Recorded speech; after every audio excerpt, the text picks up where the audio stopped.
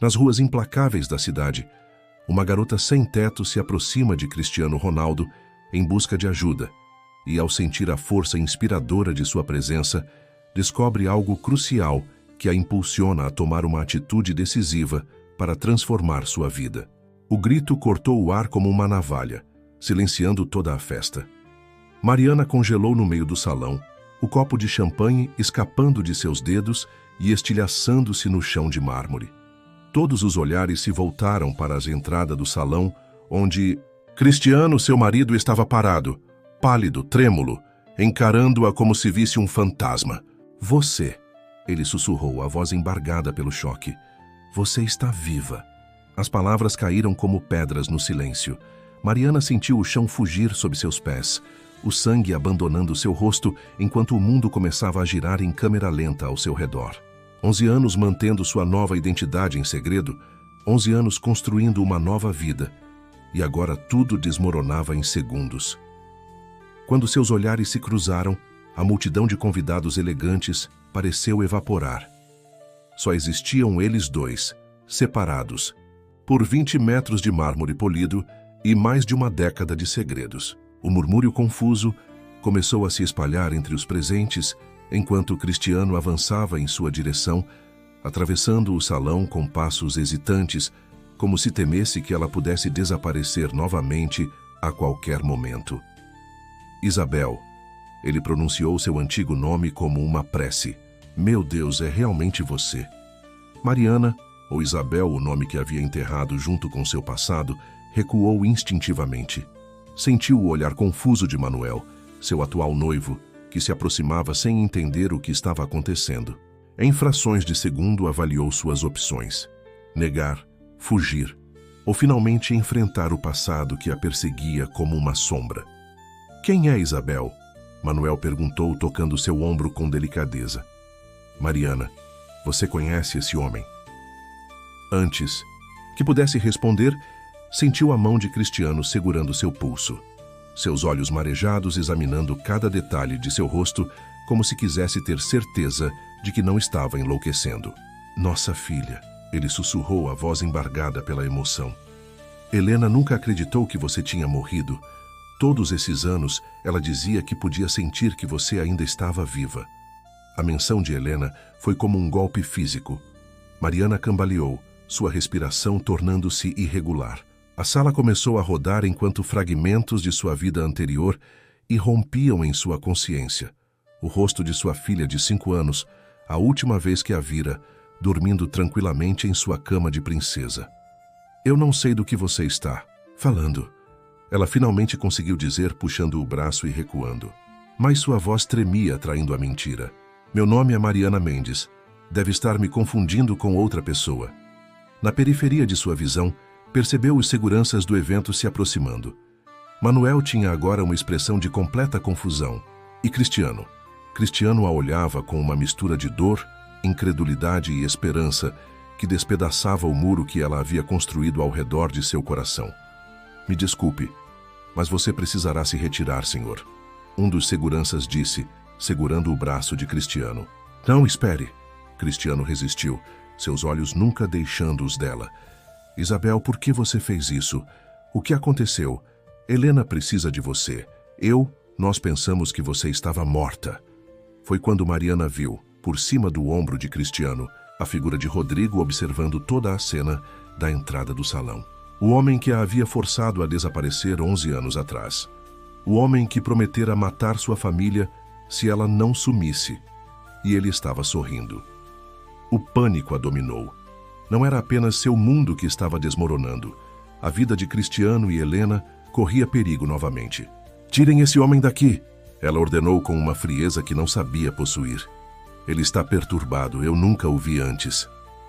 Enquanto os seguranças arrastavam Cristiano para fora, seus olhos imploravam por uma explicação que ela não podia dar. E sobre o burburinho dos convidados, todos ouviram suas últimas palavras antes que ele fosse levado. Helena faz aniversário em 3 dias. Ela vai completar 16 anos e só pede uma coisa há 11 anos, a volta da mãe. 11 anos. Antes, Isabel Albuquerque Ronaldo era uma promotora de justiça em ascensão. Cabelos castanhos sempre presos em um coque austero, olhos verdes penetrantes que raramente sorriam e uma cicatriz fina sobre a sobrancelha esquerda, resultado de um acidente na infância.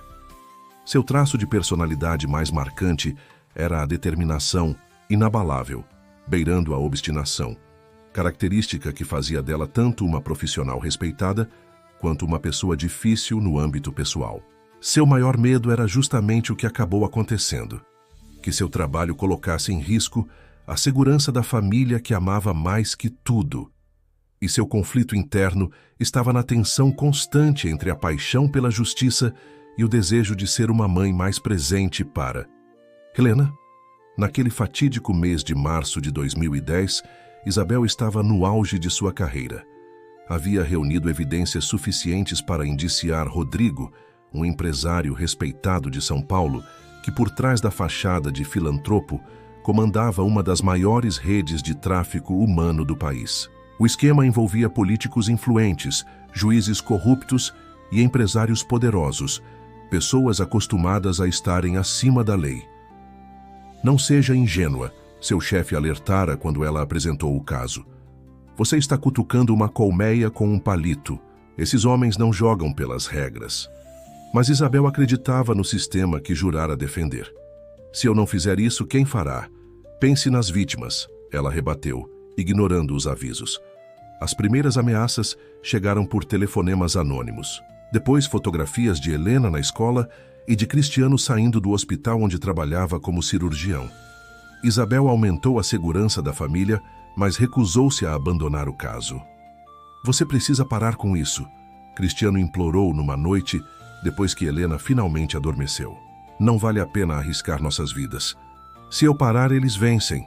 E continuarão destruindo outras famílias, ela respondeu exausta. Estamos perto do fim. O julgamento começa em 2 semanas. Na manhã seguinte, a caminho do fórum, um carro bloqueou sua passagem. 2 homens a forçaram a entrar em outro veículo. O próprio Rodrigo estava no banco traseiro, sorrindo cordialmente. Você tem uma linda família, doutora Isabel, ele disse com voz calma, mostrando fotos recentes de Helena dormindo em seu quarto. Seria uma pena se algo acontecesse com eles. O sangue de Isabel gelou. As fotos haviam sido tiradas na noite anterior, dentro de sua própria casa. O que você quer? Ela perguntou, tentando manter a voz firme. Algo muito simples, sua morte. O tempo pareceu parar enquanto ele elaborava. Não queria matá-la literalmente. Isso causaria investigações. Queria que ela desaparecesse, que deixasse uma carta suicida, que fosse declarada morta. Em troca, sua família ficaria segura. E se eu me recusar? Então, se ele sorriu, você enterrará seu marido e sua filha antes do fim da semana. E depois, eu cuidarei pessoalmente de você. Naquela mesma noite, enquanto observava Helena dormindo e Cristiano trabalhando em seu laptop na sala, Isabel tomou a decisão mais difícil de sua vida. Escreveu uma carta de despedida, deixou sua aliança sobre ela e desapareceu na madrugada. 1 mês depois, seu corpo foi encontrado. Na verdade, um cadáver não identificado que Rodrigo providenciou. A identificação foi confirmada através de registros dentários falsificados. Quanto a Isabel, ela recebeu uma nova identidade, Mariana Mendes, e foi enviada para o Rio de Janeiro com a ameaça de que qualquer tentativa de contato com sua família resultaria em suas mortes imediatas. Vou estar sempre observando, Rodrigo garantiu. Um único passo em falso, e você assistirá de camarote enquanto destruo tudo o que você ama. No presente, Mariana trancou-se no banheiro do salão de festas, tremendo incontrolavelmente. Através da porta, podia ouvir Manuel chamando seu nome, confuso e preocupado. A festa beneficente que deveria anunciar seu noivado havia se transformado num pesadelo. Olhando-se no espelho, viu o rosto de Isabel emergindo sob a máscara cuidadosamente construída de Mariana, a bem-sucedida galerista de arte, conhecida por sua discrição e elegância. Mariana, que nunca falava sobre seu passado. Mariana, que acordava gritando em algumas noites, chamando por um nome que ninguém conhecia. Seu celular vibrou. Uma mensagem de texto de um número desconhecido. Bela reunião familiar. Helena ficará encantada em finalmente conhecer a madrasta. Encontre-me no estacionamento em 5 minutos. Venha sozinha. Não precisava de assinatura para saber quem era. O medo inicial deu lugar a uma raiva que vinha crescendo silenciosamente por 11 anos. Rodrigo não havia cumprido sua parte do acordo. Ele prometera deixar sua família em paz, mas estava aqui ameaçando-os novamente. Saiu do banheiro determinada, evitando Manuel e os convidados preocupados. No estacionamento subterrâneo, encontrou a silhueta familiar encostada em um Audi preto. Você parece surpreendentemente bem para uma mulher morta, Rodrigo comentou com um sorriso cínico. Mais velho, com fios grisalhos nas têmporas, mas com o mesmo olhar calculista. Tínhamos um acordo, ela disse, a voz fria. E eu o mantive. Sua preciosa família está viva, não está? Ele respondeu, acendendo um cigarro. Mas agora temos um problema. Seu marido sabe que você está viva. Ex-marido, ela corrigiu automaticamente, odiando-se por isso. Os detalhes não importam. O fato é que você não está mais morta para eles, o que complica as coisas. Ele deu um longo trago. Precisamos restabelecer o status quo. O que você quer dizer? Você tem 2 opções: desaparecer novamente, desta vez definitivamente, para um lugar bem longe daqui. Ou, ele deixou. A ameaça pairar no ar. Ou o quê? Ela desafiou. Ou seu ex-marido e sua filha sofrerão um trágico acidente. E seu noivo também, já que estamos nisso. Afinal, parece um homem simpático. Algo se quebrou dentro de Mariana naquele momento. 11 anos de submissão, de medo, de pesadelos e ausência forçada. 11 anos perdidos da vida de sua filha. Não, ela disse simplesmente. Rodrigo ergueu as sobrancelhas, surpreso. Não? Não vou mais fugir. E você não vai mais ameaçar minha família. Ele riu. E como pretende impedir isso?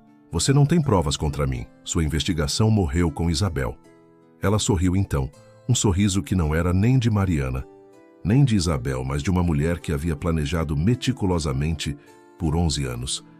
Você acha mesmo que eu passei todo esse tempo sem fazer nada? Ela tirou um pendrive do bolso. Todo o seu esquema está aqui. Cada transação, cada nome, cada crime. Cópias estão em vários servidores seguros, programados para liberar tudo às autoridades, se algo acontecer comigo ou com minha família. Confiança no rosto de Rodrigo vacilou por um instante.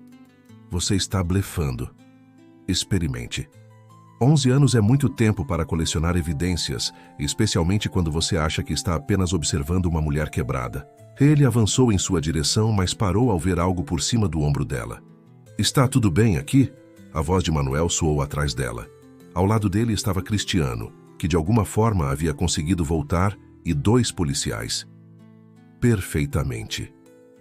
Bem, respondeu Rodrigo, recuperando a compostura. Apenas conversando com uma velha conhecida. Tácito, nas semanas seguintes, a vida de Mariana, agora oficialmente de volta a ser Isabel, transformou-se em um turbilhão de depoimentos, reuniões com advogados e sessões com psicólogos. O caso contra Rodrigo foi reaberto, desta vez com o apoio de autoridades federais que não podiam ser compradas. Manuel terminou o noivado, incapaz de lidar com a magnitude das revelações e da dupla identidade da mulher que pensava conhecer. Eu me apaixonei por alguém que não existe, ele disse durante sua última conversa. Mas o desafio mais difícil ainda estava por vir: reencontrar Helena. Sentada no banco de uma praça em São Paulo, Isabel esperava, o coração batendo tão forte que achava que poderia romper seu peito. Havia escolhido um lugar público para o primeiro encontro, por sugestão dos psicólogos. Ela mudou muito, Cristiano havia alertado. Não espere encontrar aquela menininha de 5 anos. Mesmo assim, nada poderia prepará-la para a jovem, que se aproximou lentamente pelo caminho. Helena tinha agora quase 16 anos, alta e esguia como o pai, mas com os mesmos olhos verdes determinados de Isabel. Seus cabelos estavam pintados de roxo nas pontas, um ato de rebeldia ou de autoafirmação. Isabel não saberia dizer. Oi, Helena disse, parando a alguns passos de distância, as mãos enfiadas nos bolsos da jaqueta jeans oversized. Oi, Isabel, respondeu a voz quase não saindo. Um silêncio desconfortável se estendeu entre elas. Como recuperar 11 anos em uma conversa? Como explicar o inexplicável para uma adolescente? Se você parece... Helena começou estudando-a. Diferente do que eu imaginava. Imagino que sim, Isabel concordou. Você também está diferente. A última vez que te vi, você usava pijamas da Bela Adormecida e não dormia sem seu coelho. A de pelúcia. Um relâmpago de reconhecimento passou pelos olhos da garota. Senhor orelhudo, ela murmurou. Eu ainda o tenho. Você... guardou? Helena deu de ombros, tentando parecer indiferente, mas sua voz traiu a emoção. Papai disse que você havia dado para mim quando eu nasci. Isabel assentiu, incapaz de conter as lágrimas. Foi o primeiro presente que comprei quando soube que estava grávida. Outro silêncio menos tenso agora. Por que você não tentou voltar antes? Helena finalmente perguntou, a pergunta que devia estar consumindo-a desde que soubera da verdade. Porque eu tinha medo, Isabel respondeu com honestidade. Medo de que ele machucasse você e seu pai. Achei que mantê-los vivos, mesmo longe de mim, era melhor do que... Ela não conseguiu completar. Helena deu um passo à frente, depois outro. Seus olhos estavam marejados, sua expressão uma mistura. Confusa de raiva, alívio e algo mais, talvez esperança. Eu sempre soube, ela disse baixinho. Sempre senti que você não tinha simplesmente desistido. Papai ficava bravo quando eu dizia isso, mas eu sabia. Isabel estendeu a mão, hesitante, sem saber se podia tocar a filha. Para sua surpresa, Helena avançou e a abraçou com força, soluçando contra seu ombro. Eu te odiei tanto, ela sussurrou entre lágrimas, e senti tanto a sua falta. Eu sei, meu amor, Isabel respondeu, abraçando-a como se nunca mais fosse soltar. Eu sei. O julgamento de Rodrigo tornou-se um dos mais emblemáticos casos de combate ao tráfico humano no Brasil. Isabel testemunhou por horas, detalhando não apenas a investigação original, mas também as informações que havia coletado nos anos seguintes, vivendo como Mariana. Como conseguiu essas evidências enquanto estava tecnicamente morta? O promotor perguntou. As pessoas falam mais livremente, perto de quem consideram inofensivo, ela explicou. Como galerista, eu tinha acesso a círculos sociais que jamais se abririam para uma promotora. Colecionar arte é um hobby caro. O mesmo tipo de pessoas que compravam nas minhas exposições frequentavam os eventos de Rodrigo. Não foi uma batalha fácil. Houve tentativas de intimidação, de desacreditar seu testemunho, até mesmo um atentado frustrado contra sua vida. Mas desta vez, Isabel não estava sozinha. Tinha o apoio das autoridades federais, de organizações de direitos humanos e, o mais importante, sua família. Cristiano vinha ao tribunal todos os dias, apesar do divórcio que haviam oficializado, anos antes, quando Isabel foi declarada morta. Ele agora estava em um relacionamento com Dona Isabel, uma pediatra que Helena claramente adorava. A situação era complexa, dolorosa, mas estranhamente libertadora. Não havia mais segredos, não havia mais sombras. O verdadeiro clímax veio quando Helena, contrariando os desejos de ambos os pais, insistiu em testemunhar. O que a acusação ganha com o testemunho de uma adolescente que nem conhecia a mãe na época dos eventos? O advogado de defesa questionou, tentando impedir. Pretendo mostrar o impacto humano dos crimes do réu, o promotor respondeu. Não apenas nas vítimas, diretas do tráfico, mas em todos os afetados por suas ações. Quando Helena subiu ao banco das testemunhas vestida formalmente, o cabelo roxo preso em um coque austero, que lembrava o que sua mãe usava anos atrás, o tribunal inteiro ficou em absoluto silêncio. Por 11 anos, acreditei que minha mãe havia tirado a própria vida. Ela começou, a voz trêmula inicialmente, mas ganhando força. Cresci me perguntando o que havia de errado comigo. O que eu poderia ter feito tão terrível aos 5 anos para fazer minha mãe preferir a morte a ficar comigo. Isabel sentiu as lágrimas escorrendo, enquanto Cristiano segurava sua mão, em solidariedade. Descobri recentemente que nada disso era verdade, Helena continuou. Minha mãe escolheu nos proteger da única maneira que podia. O réu não roubou apenas minha mãe de mim. Ele roubou minha infância, minha segurança, minha confiança no mundo. E fez o mesmo com inúmeras outras famílias através de seus crimes. Ela olhou diretamente para Rodrigo, que pela primeira vez desde o início do julgamento, parecia genuinamente perturbado.